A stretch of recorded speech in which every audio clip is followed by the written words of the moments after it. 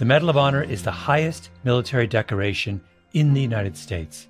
Since it was established in 1861, there have been 3,517 people awarded with the medal.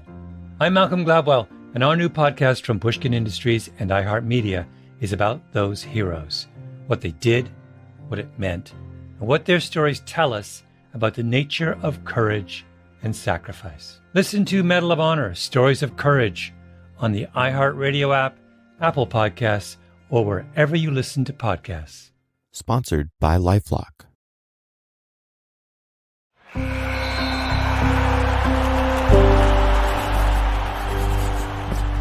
Pushkin.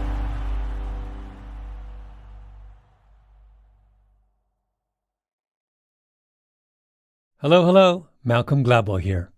Here at Pushkin, we love the Olympics. One of my strongest childhood memories was the 1976 Olympics in Montreal, my homeland's first Olympic Games. I was a kid. My family didn't have a television, but we rented one just for the occasion. 2 rabbit ears on top of a grainy black and white set. We put the TV in the fireplace because there was no other place for it, and I watched everything. The Romanian Nadia Comaneci bewitching the world in gymnastics. My running hero, John Walker, powering away around the final curve to win the men's 1,500 meters. I still get nervous thinking about that race. Lassie Varen's improbable double in the 5,000 meters and the 10,000 meters. Alberto Wantarina, Cornelia Ender, Dawn Quarry, and the women's 4x100 freestyle relay. Maybe the greatest swimming race ever.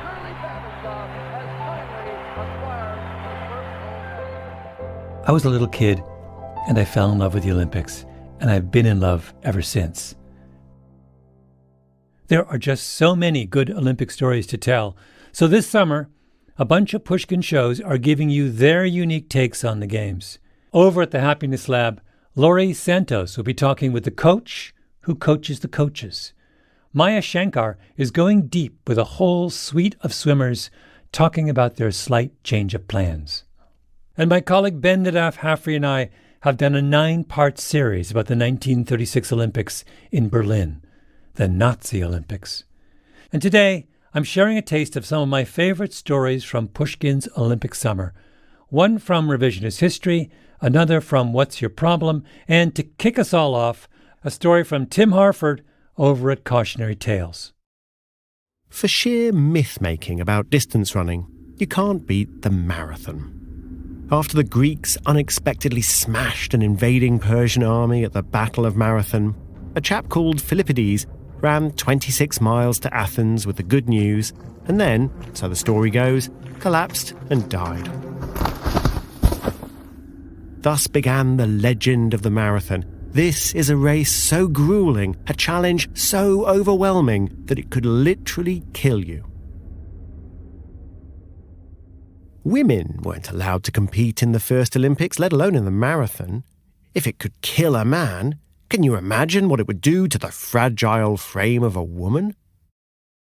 The International Olympic Committee were reluctant to let women compete in any events at all, and when they were finally persuaded to admit female athletes in 1928, the longest women's race was 800 metres.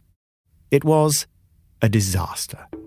The newspapers of the day reported the disturbing scenes. The New York Evening Post.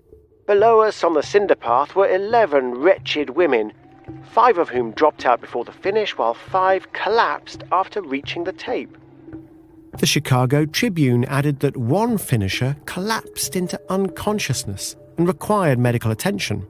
A press syndicate reporter commented, "It was not a very edifying spectacle to see a group of fine girls running themselves into a state of exhaustion." Other writers described the race as a disgrace, or dangerous, or opined that 200 metres was surely the maximum distance a woman could attempt, without premature aging and damage to her reproductive capacity. But this is all, of course, nonsense. Not just the stuff about damage to reproductive capacity, all of it. There weren't 11 women in the race, there were 9. Not only did the gold medalist Lena Radka-Batschauer break the world record, but so did the silver and bronze medalists, and the 3 women behind them, which is, I suppose, what happens when an event doesn't have many precedents. Nobody dropped out, and nobody needed a doctor. No matter. Rather than celebrating the greatest women's middle distance race in history, the pundits wrote whatever sensationalised nonsense they felt like writing. The International Olympic Committee used the fuss as an excuse to keep the women's 800 metres out of the Olympics for the next 3 decades. If women couldn't be allowed to run 800 metres until 1960, you can imagine what the male-dominated athletic establishment of the 1960s thought of the idea of women running a marathon. But there were a few independent-spirited women who liked to run, and naturally enough, their thoughts turned to that iconic distance. One of those women was Catherine Switzer. As a girl, she'd told her father she wanted to be a cheerleader. "You don't want to be a cheerleader, honey," he told her. "Cheerleaders cheer for other people. You want people to cheer for you." He encouraged her to run a mile each day to get fit for sports, and she did. She became a journalism student at Syracuse, where there were no women's sports teams at all, so she asked to train with the men's cross-country team. "Sure," said the head coach. And then she heard him laughing with the other coaches behind her back. That only made her more determined. More encouraging was volunteer coach Arnie Briggs, the university mailman, and at 50 years of age, the veteran of 15 Boston marathons. He was full of stories about the classic marathon, which had first been held in the late 1800s. And one December night, on a miserable training run through a snowstorm, as cars skidded and honked around, Catherine had heard one too many of those tales. "Let's quit talking about the Boston Marathon and run the damn thing. No woman can run the Boston Marathon. Why not? I'm running 10 miles a night." Arnie relented. "No dame ever ran the Boston Marathon. If any woman could do it, you could, but you'd have to prove it to me. If you ran the distance in practice, I'd be the first to take you to Boston." Now you're talking, she thought. A few months later, and 3 weeks before the marathon, they ran 31 miles in training. Arnie turned grey and passed out, but Catherine was feeling great. The next day, at Arnie's insistence, she signed up for the race, signing her name, as she always did, K.V. Switzer. She and Arnie checked the rulebook. There was nothing forbidding women to enter. Arnie signed up too, as did Catherine's boyfriend, Big Tom Miller, all 235 pounds of him. He was a promising hammer thrower, had been a serious college football player, and no, he wasn't planning on training. He was pretty fit anyway, and if a girl can run a marathon, I can run a marathon. On Wednesday, April the 19th, 1967, race day, it was snowing. Most of the field were running in tracksuits. There were 741 entrants, and Catherine pinned her number to her sweatshirt with pride. K. Switzer, 261. From the other runners, she got a few looks of surprise, but a warm welcome. "Hey, you going to go the whole way? Gosh, it's great to see a girl here. Can you give me some tips to get my wife to run? She'd love it if I can just get her started." Arnie was beaming. Big Tom, unmissable in his bright orange Syracuse sweatshirt, wasn't happy that Catherine was wearing lipstick, which might attract attention. "Take it off," he said. "I shan't," she replied. The crowd of runners squeezed closer and closer together as they approached the start. And then they were off and feeling great. Just 4 miles later, the fun would stop.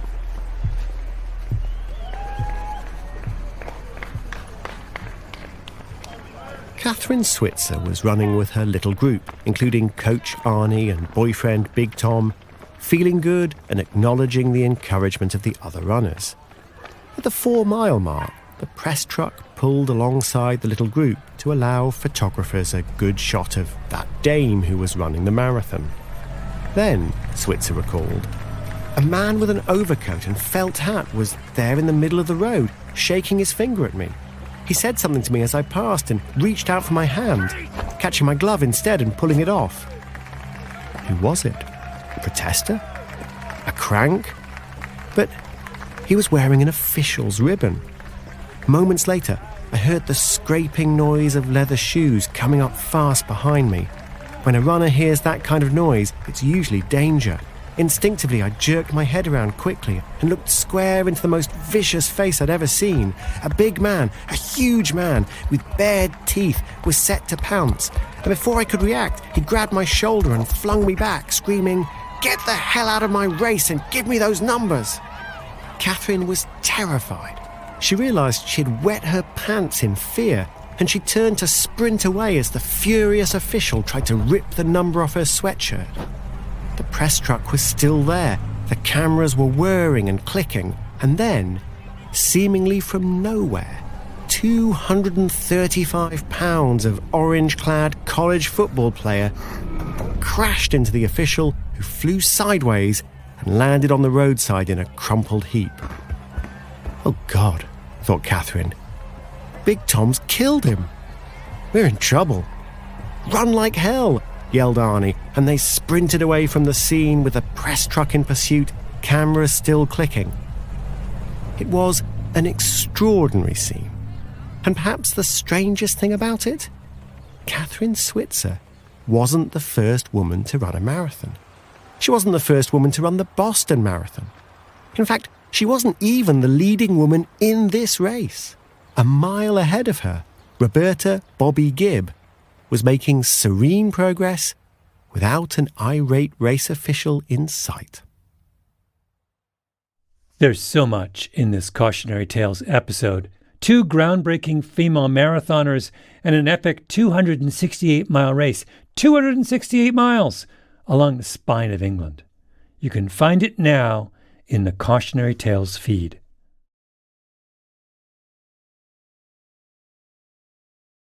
Here are 2 things that define our era: an absolute obsession with sports and incredible technological progress. Sylvia Blemker works at their intersection. She's a professor of biomedical engineering at the University of Virginia and the co-founder of Springbok Analytics. She figured out how to combine MRI scans with artificial intelligence to create incredibly detailed analyses of our muscles. Springbok's clients include Olympic athletes, Major League Baseball, and a bunch of professional basketball and soccer teams. Sylvia Blenker talked about how her work helps elite athletes and people with neuromuscular diseases in this interview with Jacob Goldstein for What's Your Problem? What's one surprising thing your work has taught you about elite athletes? I never thought I would see muscles that were so developed. They broke our scale. Wow. Yeah. Like it was just too big. The machine, the AI couldn't figure out what it is. Well, no, the AI found it, but we're like our kind of rating system, Wow. Was there a particular athlete or a particular sport or a particular muscle? What muscle broke the scale? The gluteus maximus breaks it a fair amount. No kidding. Yeah. Fantastic. Yes. It's a pain in my butt. Like, cause it's too big? Yeah. It's just so big. The other thing is that they have some tiny muscles too. Huh. Like, they have smaller than a normal person's muscle. Yes. Much smaller. Huh. Yeah. They put their muscle where they need it. What's an example? Like, what muscle is tiny and what kind of athlete? Calf muscles are small in most fast athletes. Huh. And you look at a sprinter or like a running back. It's just all quad, no calf? All like thigh, no calf. Yeah, thigh and hip. It kind of makes sense because, if you're trying to run fast, you wouldn't want to put a lot of mass like at the end of your leg. It's like adds a lot of inertia to like move your leg. Because, the muscles are important for sprinting. That's the interesting thing, but they just don't they're small. They're very small. So I'm particularly interested at this moment in the sports piece of what you do. Good. I'm curious, by the way, do you work with any Olympic teams or Olympic athletes? Yeah. We've actually been working with several different Olympic athletes. The ones that come to mind most are multiple players on the U.S. women's national soccer team. Oh, cool. Tell me the story of that work. So they came to you. What did they want when they came to you? Like, how did that begin? They came to us along with their team. So the technology we provide, an athlete could understand it, but really with their team to help them figure out how to keep athletes healthy. So what did they say? What did they say when they came to you? So, for example, one athlete that's coming to mind had a known imbalance side to side that based on a history of injury. And they really wanted to know where that imbalance was coming from. So the woman had hurt one of her legs, and that leg was, even after she came back, that leg was weaker essentially than the other. I mean, is that the sort of gross, macro that's a fair view? Way to, exactly. Okay. That's a nice way to put it. Yeah. And they wanted a sort of finer, like, okay, but we can see that, but what's going on the inside, like muscle by muscle? Tell us that. Yes, exactly. Okay. That's precisely what we do. We go on the inside because on the outside, you see perhaps that her knee extensor or quads seem weaker on one side than the other, but there's 4 quads, quadriceps, 4 muscles. And so it's not clear which of those muscles are actually the culprit for that imbalance and in what way. Good. So this is their question. And then what happens next? So this first step is an MRI scan. Okay. And so with these athletes or teams, we have ways to connect them with an MRI machine, whether it be through an imaging center that they partner with, or we've even actually brought MRI mobile trucks to sites to make it it's like the players run off the field and get an MRI and go back and keep playing. Yeah, kind of. Okay. Yeah. It helps just with the timing of things. But so first we connect them there. So it takes about 10 minutes.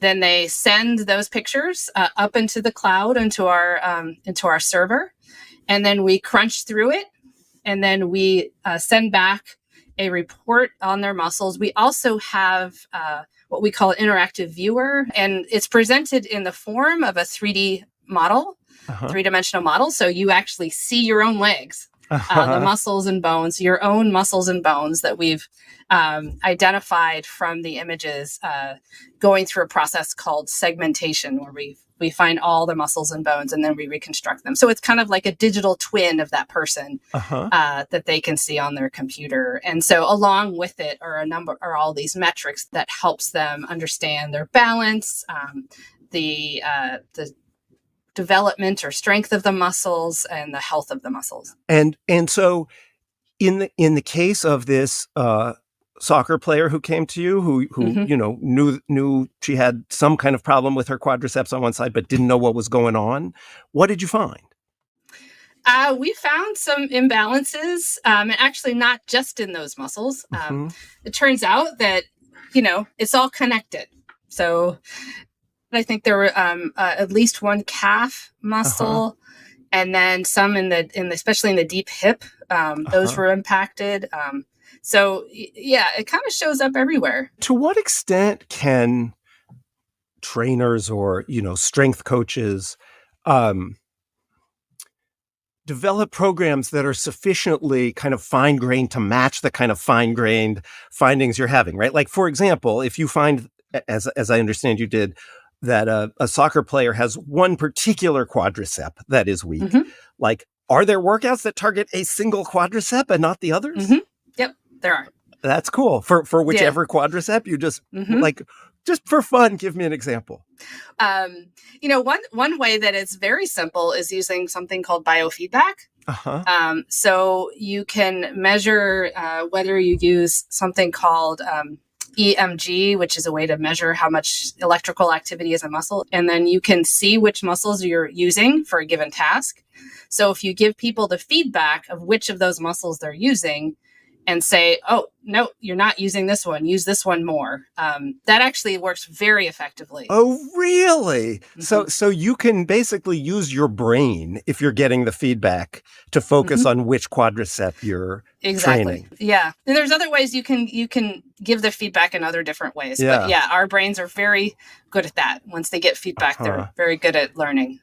That's cool, especially somehow to think of with elite athletes, right? Because they're already presumably like super dialed in terms of like the relationship between their brain and their body at this very elite level. Exactly. Yeah. The other, I was going to mention, a lot of players and teams use this not just one time, but over time. So they'll get a scan, figure out a plan, work on that for maybe 3 months or 6 months, and then do another scan and see how things are progressing and adjust accordingly. So that's definitely another way to, in the long term, see if what they're doing is resulting in the change that they're hoping to see. So what happened with that soccer player who had the weak quadricep and other related troubles? Yeah, no, I think she's doing great, like staying healthy and getting ready. Yeah, so I know you can't tell us her name, but will we see her in the Olympics this summer? Yes, yeah. You can hear more from that interview and a bunch of other stories from people who are creating groundbreaking new technologies on What's Your Problem? I'll be back in a minute with the final leg of this relay race through Pushkin's Olympic summer.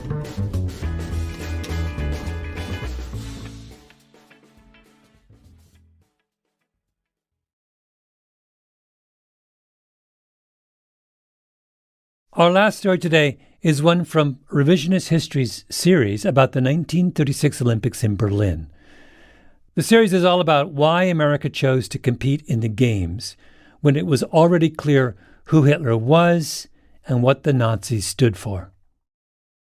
Ben Nadav Hafri takes everyone's favorite story from the Berlin Olympics about two athletes making good on the promise of the Games and breaks it wide open. College Street tears around the clay circuit with the speed of the wind, increasing his lead with every stride. Also running on a About 4,000 athletes competed in the 1936 Olympic Games. But Jesse Owens is the one people remember. Next streak, Jesse Owens in the 100 meters. Jesse Owens starts moving. He's a yard or two out in front. Matt Camp is coming second up on him. Jesse Owens was born in Alabama, the son of a sharecropper. Self-effacing, soft-spoken, and an unbelievable athlete. In 1935, as a 21-year-old, he'd already set 3 world records in a single day, all in the same hour, with a bad back. The world's most superb runner makes the others look as if they're walking, as he wins the final and equals the world's record time. And in 1936, even the Germans were expecting something great from him. Now, Mr. Owens, how many gold medals do you hope to win? Wie viele Goldmedaillen wollen Sie eigentlich wegschleppen? It's the desire of every athlete to win a first place in the Olympic Games. In 1936, he was slated to compete in 3 events. And since I'm in 3 events, I hope to emerge with 3 victories. I hope.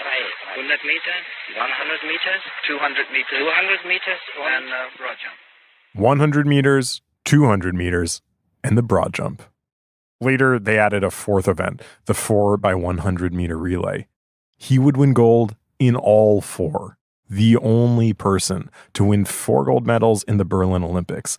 And that is why you know the name Jesse Owens. But it all could have turned out differently because of that broad jump. You've seen a broad jump before. Today, it's called the long jump. And it's one of the more dramatic Olympic sports. The jumpers sprint down the runway, hit a takeoff board, and they look like they're flying. And then they land in a huge spray of sand. So, the morning of August 4th, 1936, 10:30 a.m., in the Reichssportfeld, it's the long jump qualifying rounds. Best jumpers go on to the final. Owens had just run his heat in the 200 meters. Immediately after, he headed over to the pit. It was the third day of the games, and by then he already had his first gold medal. So it was a surprise when he botched his first jump. By some accounts, he thought it was a practice run. No sweat, though. He had 2 more tries. So he lined himself back up and started jogging down the runway. He took off and came up short. He had 1 jump left. If he screwed up that last jump, he'd have been out of the contest, and he'd have gone from being the only athlete to win 4 gold medals in 1936 to one of 3 athletes who'd won 3 golds, right up there with Conrad Frey and Hendrika Mastenbroek, who actually would have had more total medals than him. And I ask you, be honest, have you ever heard of Conrad Frey and Hendrika Mastenbroek? No. And probably, if he'd missed that final qualifying jump, you wouldn't have heard of Jesse Owens either. So after the first 2 misses, Owens was rattled. But then something miraculous happened. Something that changed the course of Jesse Owens' life and made him a legend.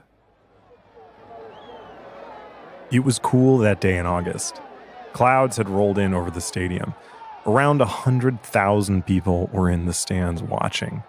And America's most famous athlete, Jesse Owens, was screwing up. Badly. Which makes no sense. All he had to do was jump 7.15 meters to qualify. He already had a world record for jumping a meter farther than that. So what was going wrong? Malcolm and I decided to ask an expert. A legend, actually. It was about 10 years ago or so. The age was 65, I think. And I jumped further than my high school mark. Is that right? Yeah. And you're the first American to jump 57 feet. Yeah. One of the greatest American triple jumpers of all time, Milan Tiff. I actually jumped 60 feet, but they wouldn't recognize it because I jumped out of the pit. And where did you do that? Right here at UCLA. Wow.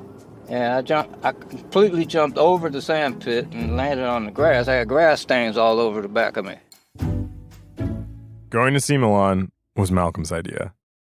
So when I was in high school, starting at the age of 12, I became a competitive runner, and I was obsessed with track and field, and I subscribed to Track and Field News, the Bible of the sport, as it's called.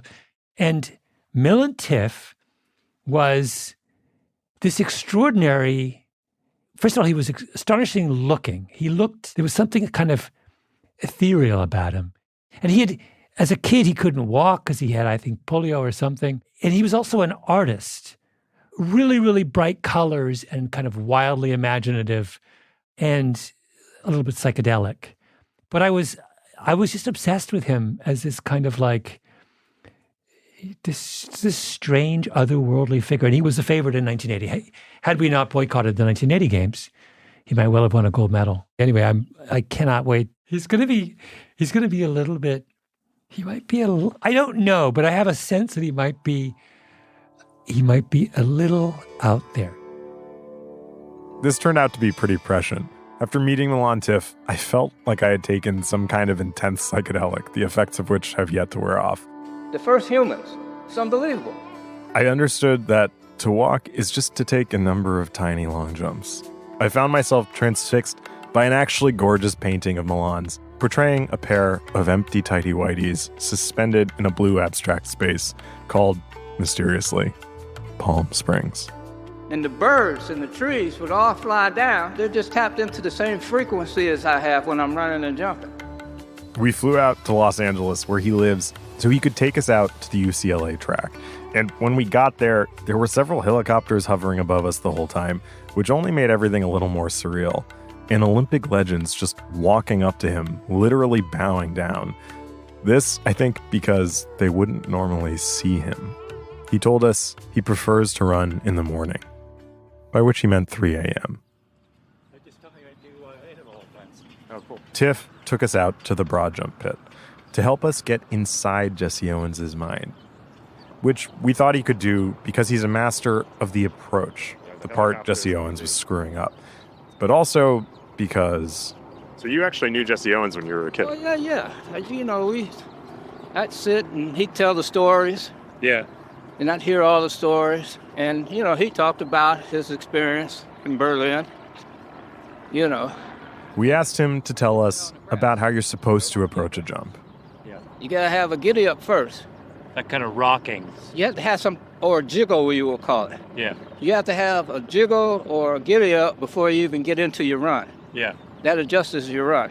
Is that why, this is obviously the broad jump, but Lou's long, I noticed he does this sort of like hitch in his leg before he starts running. Is that what the giddy up is? Yeah, it's like a dance. It's like a preparation. Can you show us what your giddy up was? Well, it's like a 1, 2, 3, 4, 5. Then you start your run. Yeah.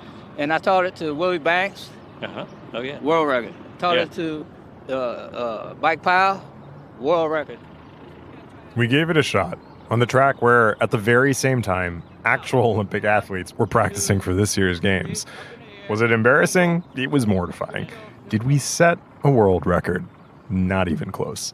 Did we become friends with any Olympians? They were otherwise occupied. But this is the kind of dedication that deep historical investigations demand. Did Jesse Owens have a giddy up? No, he had a stand start because he was a sprinter. You see? Yeah. That's why he was losing the steps all the time. He didn't have a jiggle. Well, he didn't have a jiggle. No, he didn't have a jiggle or a giddy up. Yeah. And it took his competitor to say, man, come on, you got to do something first.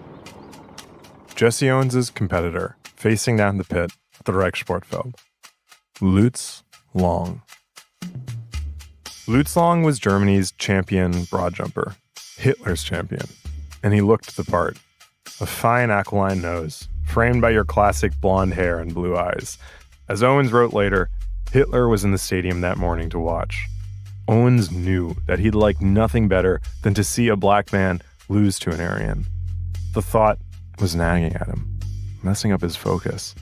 And then he'd looked up at the box where Hitler had been watching the games and saw that when Owens' turn came, Hitler had just left. It made his blood boil. That's why he was fouling out. He was psyched out by all of it, distracted. And when he saw how amazing Lutz Long was at the broad jump, he began to wonder if there was something true about all this Aryan stuff. He was down to his last jump. And then came the miracle. In an autobiography he published in 1978, Owens wrote, "Suddenly I felt a hand on my shoulder. It was Lutz Long." Look, there is no time to waste with manners. What has taken your goat? Obviously, we had to reenact this. I had to smile a little in spite of myself, hearing his mixed-up American idiom. Nothing, I said. You know how it is. He was silent for a few seconds. Yes, he said finally. I know how it is, but I also know you are a better jumper than this. Now, what has taken your goat? I laughed out loud this time, but I couldn't tell him above all. I glanced over at the broad jump pit. I was about to be called.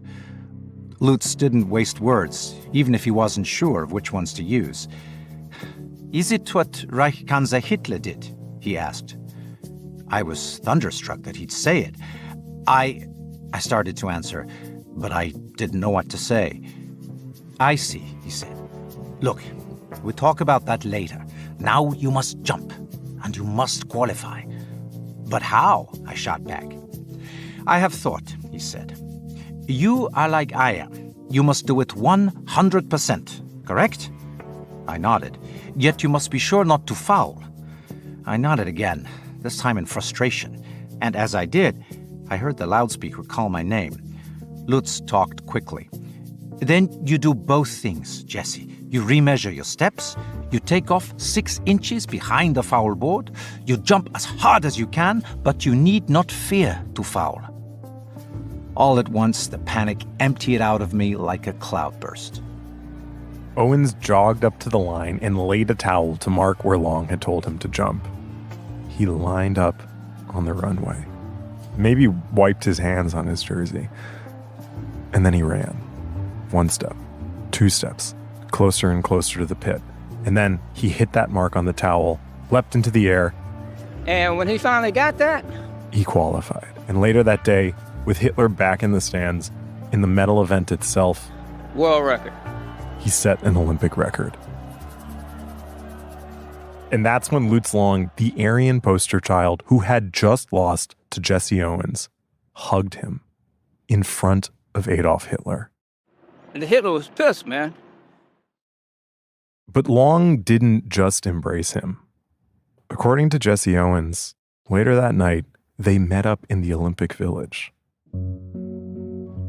The hours ticked on, and they stayed up late talking about their lives, the state of the world, and the uncertain future. Some kind of strange bond had been formed between the men that day, because then the next day, they did it again. And after that, again, and again, and again. Every single night of the games, they met up to talk. They became friends. The dream of the Olympics was real for them. They bridged an unbridgeable gap between two cultures, two races. Something unbreakable had bound them. After the games, when Owens was back in America and Lutz Long was still in Nazi Germany, they wrote letters to each other. Even after Long was serving in the Wehrmacht, the Nazi army, back and forth across the Atlantic, for years. They kept coming until right before Lutz Long was killed in the war. He was stationed in the deserts of North Africa. On some lonely desert hour, he sat down to write one last letter to his friend. I am here, Jesse, where it seems there is only the dry sand and the wet blood. I do not fear so much for myself, my friend Jesse. I fear for my woman who is at home and my young son Carl, who has never really known his father. My heart tells me, if I be honest with you, that this is the last letter I shall ever write. If it is so, I ask you something. It is something so very important to me. It is, you go to Germany when this war done, someday find my Carl, and tell him about his father. Tell him, Jesse, what times were like when we were not separated by war. I am saying, tell him how things can be between men on this earth.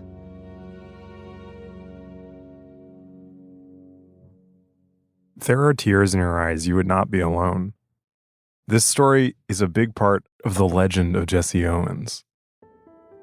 If you look up Jesse Owens in the Encyclopedia Britannica, there's the story. When they made a star-studded Hollywood film about Jesse Owens' life, Lutz Long and that qualifying jump are the pivotal moment.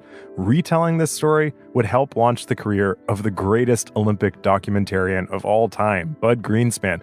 And I'm not an auctioneer, but I think it is the reason why Lutz Long's silver medal sold for nearly $500,000 2 years ago, about 5 times the amount earned for any other silver medal at auction.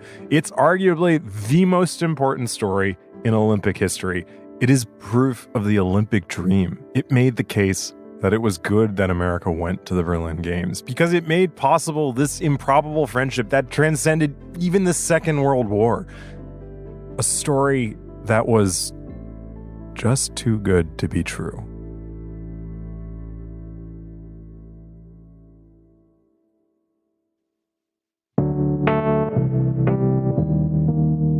You can hear the rest of this episode and the whole Hitler's Olympics series by following Revisionist History. And if you're looking for more Olympic content, take a look at Happiness Lab, Slight Change of Plans, and other Pushkin shows. This summer, we're all going to the Olympics. Thanks for help with this special episode goes to Sarah Nix, Sophie Crane, Sarah Bruguer, and Nina Lawrence.